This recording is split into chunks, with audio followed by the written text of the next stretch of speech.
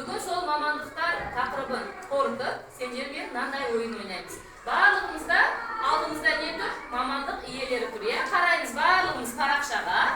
Бұл ойын артық затты алып таста деген ойын екен. Барлығымыз қараймыз да, бірінші болып мамандық иесін айтамыз, және артық затты айтатын боламыз. Кәне кімнен бастаймыз? Мұратжан, сенде қай мамандық иесі? Бұл жерде сатушы мамандығы артық зат, штурвалды теңізшілер қолданады. Жарайсың. Акрам, сенде қай мамандық иесі тұр? Бұл жерде құрылысшы мамандығы тұр.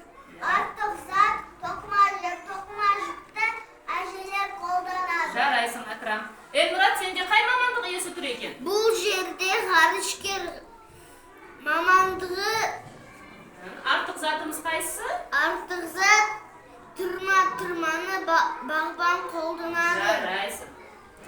Сенде? Зариф, сенде қай мамандық иесі?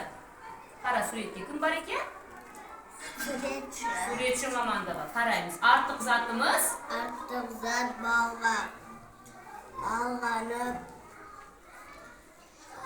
Кімге қолданады? Құрылысшылар. Жарайсың. қолданады. Ал Мубина, сенде кім тұр? Полиция қызметкері екен. Артық затымыз қайсысы? Глобусты?